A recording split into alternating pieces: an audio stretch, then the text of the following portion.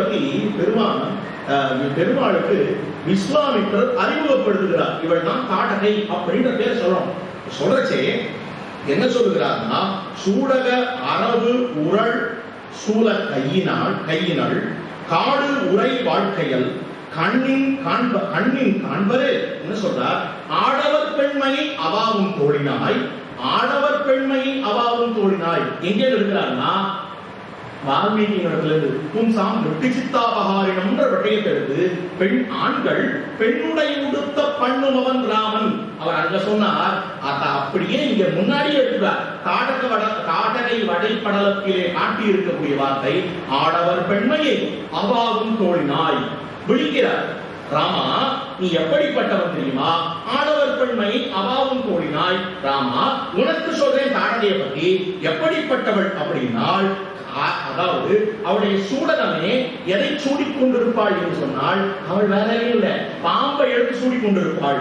அதற்கு மேலே சூலக்கையினள், கையிலே சூலத்தோடு இருக்கக்கூடியவள், காடு உரை காட்டிலே வாழக்கூடியவள், இந்த பாலைவனத்திலே வாழக்கூடியவள்.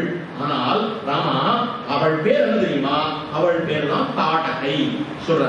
ராமனுக்கு தயக்கம், இந்த தாடகையை கொண்டுன்னு சொல்றாங்களே, இவரோ பெண்ணாக இருக்கிறாளே, இவளுக்கு தான் இந்த 2 பசங்க சுபாவும் மாரீசன் இவர்கள் இவள் கொண்டுன்றாளே, பெண்ணை எப்படி கொல்லுவது அப்படின்னு உடனே இவள் பெண் அல்ல அப்படின்றது 5வது செய்யுள். அவள் பெண் அல்லன்னு சொல்லி அதுக்கப்புறம் தாடகையை வதம் பண்ணுகிறார். பெருமாள் தாடகையை வதம் பண்ணுகிறார். தாடகையை முடிச்சுடுறான். அதற்கு பிற்பாடு இந்த சுபாவு மாரீசன் இவெல்லாம் முடிச்சுடுறான். அடியே பெருசா கதை கூட போல.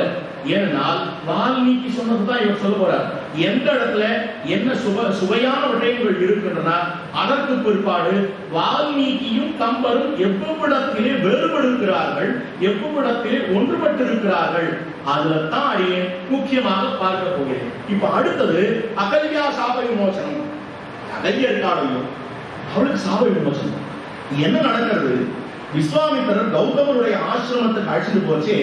வால்மீகி ராமாயணத்துல அங்க ஒண்ணுமே இருக்காது.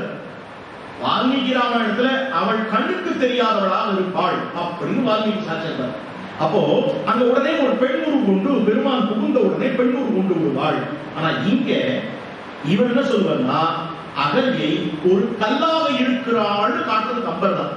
அந்த கல்லிலே பெருமாள் திருவடி ஸ்பர்சம் பட்டு அடுத்த நிமிடம் பெண்ணாக மாறுகிறாள், பெண்ணூர் கொள்கிறாள், உண்மையூறு கொள்கிறாள், தன்னுடைய முன்னூறு என்னவோ அதை கொள்கிறாள், களை கொள்கிறாள் அப்படின்னு காட்டுகிறார். கண்ட கல்விசை காபுத்தன் கடல் துகள் கருவ உண்ட பேதமை மயக்கு அற வேறுபட்டு உருவம் கொண்டு மெய் உணர்பவன் கடல் கூடியது ஒப்ப பண்டை வண்ணமாய் நின்றனள் மாமுனி பணிப்பான். நேர பெருமாள் என்ன பண்றார், பெருமாளை கூட்டிட்டு போறார். நேரம் அவன் கால ஒரு கல்லு பட்டது. கல்லு பட்ட உடனே சட்டுன்னு ஒரு பொண்ணா மாறிடும். கல்லு பட்ட உடனே பொண்ணா மாறிட்ட உடனே பெருமாள் திட்டு என்னது என்ன கதையா இருக்கு, இங்க வந்த உடனே ஒரு கல்லு காலில் இடிச்சுது, இந்த பக்கம் அது பொண்ணா மாறிட்டு பெருமாள் ஒரு மாதிரி பாக்குறான். இவரை பார்த்து உடனே அவருக்கு அப்புறம் அவர் கதையெல்லாம் சொல்றார், என்னென்ன நடந்தது ஏது நடந்தது. ஒரு விஷயத்துல 2 பேருக்கும் ஒரு ஒப்புமை உண்டு. 2 பேரும் ஒரே விஷயத்தை தான் சொல்றாங்க. அகல்யைக்கு ஒரு கர்வம் இருக்கு. என்ன கர்வம்னா, இந்திரன் கௌதமர் வேஷத்திலே வந்து அகல்யை இடத்திலே தவறாக நடக்க நினைத்தான். அப்படி தவறாக நடக்க நினைத்த போது, அவன் தவறாக நடந்து கொண்டிருக்கிற போது அவள் அறியாமல் இல்லை, அவள் அறிந்து கொண்டு விடுகிறாள். இவன் யார் என்பதை அவள் அறிந்து கொண்டு விடுகிறாள். 2 பேருமே சொல்றான், யார் என்பதை அறிந்து கொண்டு விடுகிறாள். ஏனென்றால் இவன் வேற்று புருஷனாக இருக்கிறானே என்பதை அறிந்து அப்பொழுது ஏன் இசைந்தாள் அப்படின்னா, அவளுக்கு அப்போ ஒரு கர்வம் ஏற்படுது. இந்திரனே என் அழக மயங்கிறான்னா நான் எவ்வளவு பெரிய ஆளுன்ற கர்வம். அந்த கர்வம் அவளை தன் நெறியிலிருந்து பிழறும்படியாக செய்கிறது. அதனாலதான் அகல்யைக்கு சாபம் ஏற்பட்டது. அகல்யைக்கு சாபம் ஏற்பட்டது.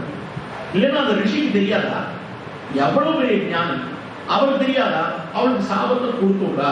இது 2 பேருமே இது 2த்தையும் ஒன்னா சொல்றா. ஆனா கடைசி வரைக்கும் வால்மீகி அகல்யை பத்தி ஒரு ஸ்ட்ராங்கஸ்ட் ஒப்பீனியன் வச்சுக்கல. ஆனா இங்க அகல்யை பெருமாள் திருவடி ஸ்பர்ஷம் பட்ட பிற்பாடு மூலமும் இழந்த கற்பை தான் மீளவும் சுத்தி பெற்றாள் என்றே கம்பர் காட்டுகிறார். அவருக்கு சுத்தி ஏற்பட்டது அப்படின்னு காட்டுகிறார். அதான் இந்த இடத்துல காட்டுகிற போது இந்த கல்லுல ராமன் திருவடிகள் பட்டன, திருவடி துகள்கள் பட்டன. பட்ட அடுத்த நிமிஷம் என்னவாயிற்று அப்படின்னு சொன்னால், எப்படி ஆயிற்று? உண்ட பேதமை மயக்கு அற. உண்ட பேதமை மயக்கு அற. இருள் துயக்கு மயக்கு இவையெல்லாம் மறதி, இவையெல்லாம் அரும்படியாக எப்பொழுது அருந்தது? எப்பொழுது பெருமானுடைய திருவடி துகள்கள் அந்த கல்லின் மீது பட்டதோ, அந்த கல் வடிவமாக இருக்கக்கூடிய இந்த வெண்பிள்ளைக்கு இதெல்லாம் அருந்தது. இதெல்லாம் அருந்தது. இருள் துயக்கு மயக்கு அஞ்ஞானம் போயிற்று என்கிறார் போலே காட்டுகிறாள். அப்போ இவள் எப்படியானாள் என்றால், பெருமாள் திருவடி ஸ்பர்ஷம் பட்ட பிற்பாடு இவளுக்கு ஞானம் பெற்றவர்கள் எப்படி அவர்கள் அந்த இருளிலிருந்து நீங்கி பெரும் அந்த அற்புதமான ஒரு தேஜஸோடு திகழ்வார்களோ, அது போலவே இவளும் ஒரு பெண்ணுரு பெற்றாள். பெண்ணுரு பெற்றாள். இது ஓமைதான். அவளுக்கு அவ்வளவு பெரிய ஞானம் வந்துதான்றதெல்லாம் அதுக்கப்புறம் பார்த்துக்க வேண்டியது. ஆனால் இது ஒரு ஊமை. எப்பொழுது பெருமான் கடாட்சம் பட்ட உடனேயே அடுத்த நிமிஷம் என்னவாகிறது அப்படின்னால், இவனுக்கு எல்லாம் தெரிந்தவனாக மயர்வர மதிலம் பெற்றவர்களைப் போல அவர்களுக்கு பகவத் கடாட்சம் பட்டது. சிரமணி விதுர ரிஷிபத்னிகளை மூத்தராக்கின குண்டரீகாட்சன் நெடுநோக்கம் காட்டுகிறது. அந்த பெருமானுடைய ஸ்பர்ஷம் கடாட்சமே இவ்வளவு விஷயம் இருக்குன்னா, ஸ்பர்ஷத்துக்கு எவ்வளவு விஷயம் இருக்குமா? அந்த எம்பெருமானுடைய ஸ்பர்ஷம் பட்டது, அந்த திருவடிகள் பட்டனா. அதான் கம்பர் என்ன சொல்றார்? பெருமானுடைய திருவடிகள் அது பட்டது. ஒரு கிடத்துல கைவண்ணத்தை காட்டினான் ஒரு வெண்ணிடத்திலே, இன்னொரு வெண்ணிடத்திலே கால் வண்ணத்தை காட்டினான். இவ்வண்ணம் நிகழ்ந்த வண்ணம் இனி இந்த உலகுக்கெல்லாம் உய்வண்ணம் அன்றி மற்றோர் உயர் வண்ணம் உருவதுண்டோ, மைவண்ண தரக்கிலோரு மழை வண்ணத்து அண்ணலே உன் கைவண்ணம் அங்கு கண்டேன், கால் வண்ணம் இங்கு கண்டேன் சொல்றார். பெருமானே, உங்க திருவடிகளை பாட்டு அடுத்த நிமிஷம் அது பெண்ணாச்சு. ஒரு பெண் கைவண்ணத்தாலே இறந்தாள், இன்னொரு பெண் கால்வண்ணத்தாலே வளர்ந்தாள். அப்ப பகவான் கைகளை விட பகவான் கால்கள் ரொம்ப முக்கியம். அதுதான் ஆச்சாரியர் பகவானுடைய திருவடி ஸ்தானிகள். ஆச்சாரியன் யாரு? பகவானுடைய திருவடிகள். அந்த திருவடி ஸ்தானியரான ஆச்சாரியனை பிடித்துக் கொண்டால் கால் பிடித்து காரியம் கொள்ளுமோ பாடி, பகவானை பிடித்தால் கைபிடித்து காரியம் கொள்ளுமோ பாடி. கைபிடித்து காரியம் கொண்டால் அந்த கையை எதிர்பார்த்துட்டு இருந்தா காடகைக்கு நடந்ததுதான். ஆனா காலை எதிர்பார்த்துட்டு இருந்தா எல்லாம் நடந்துடும். அதைத்தான் இங்க காட்டப்படுகிறது. அதனால்தான் திருப்பி போய் தேவபெருமாள் கேட்டாச்சு, மோட்சம் உண்டான்னு கேட்டா, நீர் வீசி நீர் எம் பேசினோம் சொல்லி முடிச்சுதான் பெருமாள். அவ்வளவுதான். நீர் என்ன மோட்சம் வேணும்னா என் காலப்படி. எது என் கால்? என் கால் வேற எதுவும் இல்லை, உன் ஆச்சாரியம் தான் என் கால். அத்தப்படியும் அது போதும் அப்படின்னு ஆச்சாரியாபிமானமே உத்தாரம்ன்றது. ஆச்சாரியன் வேறு, பகவானுடைய திருவடிகள் வேறு கிடையாது. அது ரெண்டும் ஒண்ணுதான்.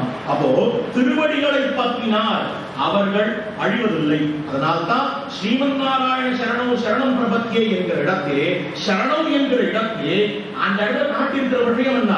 சரணம் என்பது விதி, அதாவது அத்விதீயமானது. அந்த இடத்துல திவச்சனம் காட்டப்படுகிறது.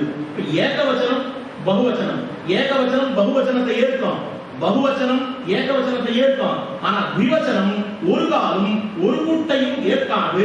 ஏனென்றால் தன்னிகரற்ற திருவடிகளாக இருக்கக்கூடிய இரு திருவடிகள், இரு திருவடிகள். அந்த சரணம்ன்ற சப்தத்திலே அது சேர்த்தி அழகும் பூர்த்தியும் காட்டப்படுகிறது என்கிற அந்த திருவடியானது பட்டது. அவள் புனிதத்துவம் பெற்றாள், புனிதத்துவம் பெற்றாள் அப்படி நீங்க காட்டுகிறார். அதனாலதான் திருமங்கை ஆழ்வாருக்கு எம்பெருமானுடைய திருவடி ஸ்பர்ஷம் பட்ட அடுத்த நிமிஷம், அந்த தீர்த்தம் பெற்ற நிமிஷம் என்ன பண்ணுகிறார்? நாடினேன் நாடி நான் கண்டு கொண்டேன், நாராயணாவின் நாமம் நாராயணாவின் நாமம் என்று அஞ்ஞானம் நீங்க பெற்றவராக, திருமந்திரத்தினுடைய அர்த்தம் விளங்க பெற்றவராக எழுந்துள்ளி இருந்ததற்கு காரணம் அந்த திருவடிகள் திருவடிகள் திருவடிகள் என்று காட்டப்பட்டிருக்கிறது.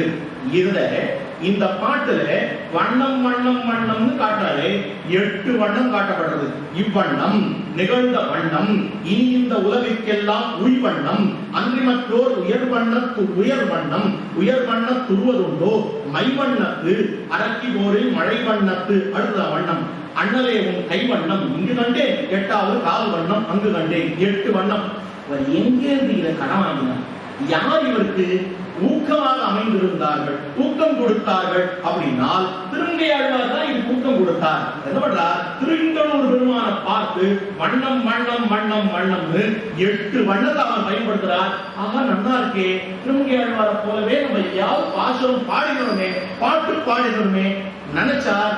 இந்த இடத்துல பாடிட்டார். முன்னை வண்ணம் பாலின் வண்ணம் முழுதும் நிலை நின்ன பின்னை வண்ணம் கொண்டல் வண்ணம் வண்ணம் என்னுங்கால் பொன்னின் வண்ணம் மணியின் வண்ணம் குறையும் திருமேனி இன்ன வண்ணம் என்று காட்டி இந்த நூலிலே சொல்ற வார்த்தை. பெருமானே, ஒவ்வொரு யுகந்தோறும் ஓரொரு வண்ணத்திலே எழுந்தொழி இருக்கிறீர். கிருதயுகத்திலே நீர் பாலை போலே எழுந்தொழி இருக்கிறீர். திரேதா யுகத்திலே நீர் எப்படி இருக்கிறீர்னா பொன்னின் வண்ணமாக சிவப்பாக இருக்கிறீர்.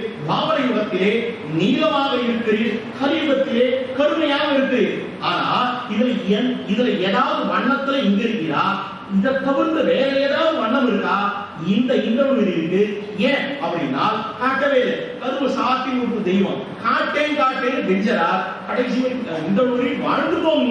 நல்லா இருக்கும், எனக்கு என்ன வேற வேற காட்ட மாட்டேன்னா போட்டு வா அப்படின்றார். ஆசனம் பாயிட்டு வெசுட்டு போறார் அந்த பெருமான். அப்போ எம்பெருமானத்துல உம்முடைய வண்ணம் என்னது என்பதை காட்டும் என்று 8 வண்ணம், இவரும் 8 வண்ணம், அவரை 8 வண்ணம். அப்ப 8 வண்ணம்ன்றது என்ன அர்த்தம்னா, வண்ணம்னா புஷ்பத்துக்கு ஒரு லட்சணம் வண்ணம், முக்கிய லட்சணம் இல்ல. ஆனாலும் புஷ்பத்தை வண்ணத்தை கொண்டுதான் இந்த புஷ்பம் அந்த புஷ்பம்னு பெரும்பாலானோர் பார்க்கிறோம். அப்போ வண்ணம்னு சொன்னா புஷ்பம்னு வச்சு விடலாம், எண்பகர் பூக்கள் அப்படின்னு கொள்ளலாம். பெரியாழ்வார் காட்டின எண்பகர் பூ, இந்த 8 விதமான பூ. என்னது 8 விதமான பூ அப்படின்னு சொன்னால், அஹிம்சா பிரதமம் புஷ்பம், புஷ்பம் இந்திரிய நிகிரஹா, சர்வபூத தயா புஷ்பம், க்ஷமா புஷ்பம் விசேஷகா, தியானம் புஷ்பம், தப புஷ்பம், ஞானம் புஷ்பம், ததைவசா சத்யம் அட்டவிதம் புஷ்பம், விஷ்ணு பிரீதிகரம் பவேத். 8 விதமான புஷ்பம். அஹிம்சை முதல் புஷ்பம், அஹிம்சா பிரதமம் புஷ்பம், இந்திரிய நிகிரகம் அடுத்தது, இந்திரியத்தை அடக்குதல் புலன் அடக்கம் அடுத்த புஷ்பம். அதற்கு பிற்பாடு எல்லோரிடத்திலும் இருக்கக்கூடிய கருணை அது புஷ்பம். க்ஷமை அவர்களிடத்திலே மன்னிப்பு அது ஒரு புஷ்பம். தியானம் அது ஒரு புஷ்பம். தபசு அது ஒரு புஷ்பம். சத்தியம் அது ஒரு புஷ்பம். 8 விதமான புஷ்பம். இதுதான் எண்பகர் பூ. இது பரிசு சமர்ப்பிக்கிறது இல்ல, இது 8 நம்மிடத்திலிருந்து அவனுக்கு சமர்ப்பிக்கப்பட வேண்டியது. எண்பகர் பூ என்பது 8 விதமான பூ. இதுதான் என்று காட்டப்பட்டிருக்கக்கூடியவர்களா, இதத்தான் வண்ணம் வண்ணம் நம்ம திருமங்கையாழ்வார் காட்டினார். அதான் 8 விதமா வண்ணம் வண்ணம் வண்ணம், இவ்வண்ணம் நிகழ்ந்த வண்ணம் என்று கம்பர் தானும் காட்டியிருக்கிறார். யார்? இந்த விஸ்வாமித்திரர் சொல்லுவதாக காட்டியிருக்கிறார்.